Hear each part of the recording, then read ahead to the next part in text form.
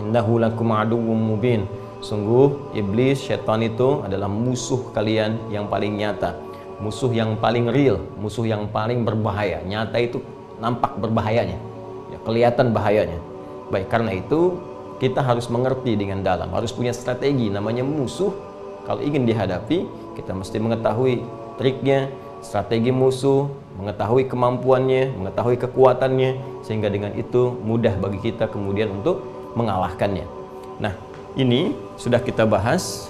Iblis, ya, berasal dari kalangan jin asalnya. Ini dari Quran surah ke-18 ayat ke-50. Semalam telah kita tuntaskan, karena dia berasal dari kalangan jin. Jin itu punya sifat yang pertama, tak nampak dalam pandangan kita. Dari kata janna, sesuatu yang tidak tampak dalam pandangan. Yang kedua, ingat, dia punya materi. Materinya apa?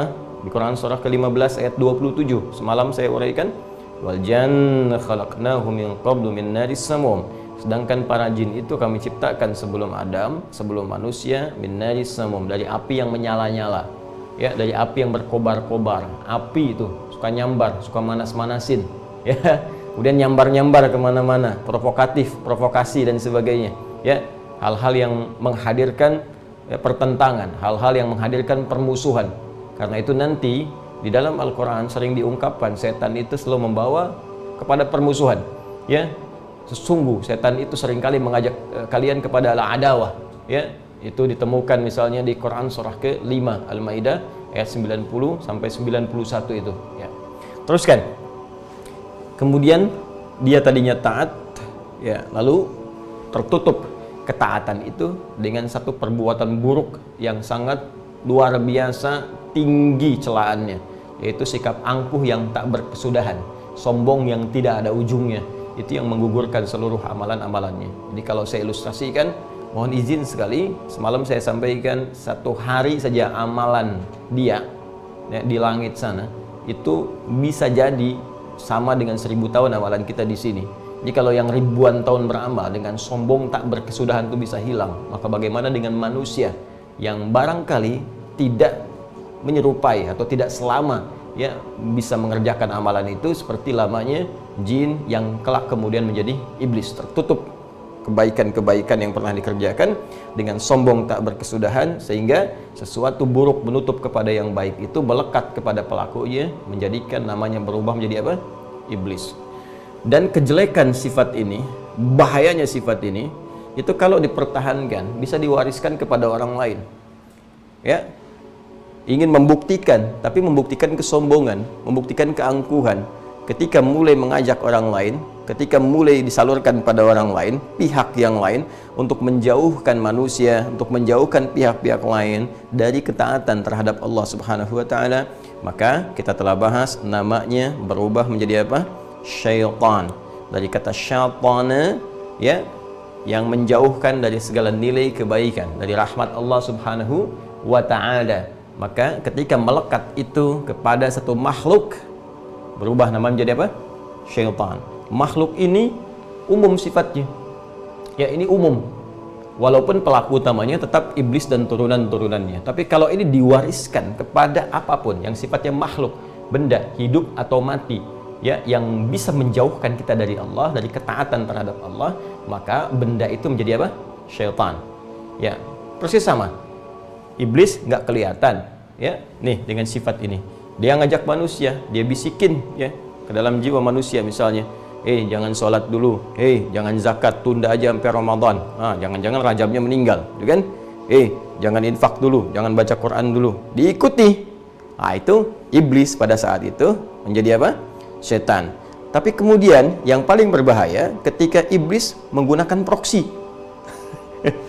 Pihak ketiga dipakai nih, ya, bisa makhluk yang hidup seperti manusia lagi, masuk ke dalam jiwa manusia atau bahkan menyamar dia, seperti waktu pertemuan di Darun Nadwah itu, yang rencana-rencana kemudian diusulkan untuk membunuh Nabi sallallahu alaihi wasallam, kan provokatornya iblis waktu itu, ya. Nah, terus masuklah ke dalam wujud Abu Jahal, ya, dalam arti dia yang menyamar, datang memprovokasi Abu Jahalnya, kemudian kemasukan setan.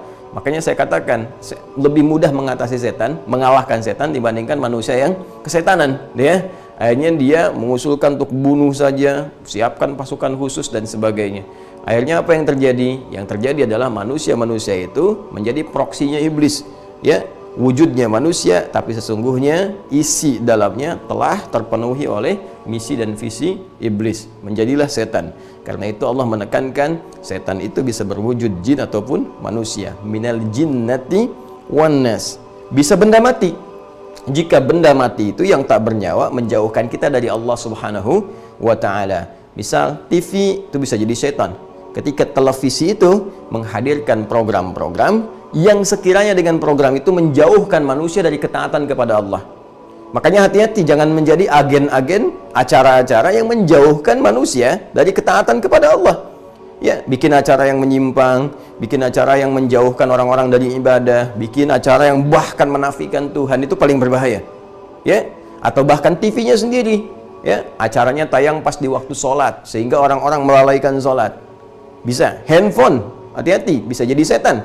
Ketika handphone itu menggagalkan peluang kita untuk ibadah kepada Allah Subhanahu wa ta'ala. Jadi cara berpikirnya sederhana saja. Segala yang menjauhkan kita dari Allah itu potensial menjadi syaitan. Maka jangan sampai ada syaitan di saku Anda. Ya, wujudnya apa? Bisa handphone dibuka, gambar-gambar yang buruk, video-video yang erotis dan sebagainya. Syaitan. Awas, ingat, dengan nama general tadi, tak sadar bahkan ya kita sendiri atau bahkan benda di sekitaran kita bisa menjadi proksi yang digunakan oleh iblis untuk menjadi bagian dari provokasinya berwujud apa? Syaitan. Agak tinggi bahasanya ya. Ya tidak apa-apa. Jadi kita belajar yang dengan pelajaran ini kita bisa mengerti bahwa wah ini strateginya ini, waduh dahsyat ini. Ya makanya saya katakan ini di Yunani disebut diabolis itu. Ya, cendekiawan sesat, sesat dan menyesatkan. Jadi ini luar biasa ini, luar biasa ya. Kejeniusannya, kepintarannya digunakan untuk berbuat hal-hal yang buruk dalam kehidupan. Ya makanya mesti hati-hati.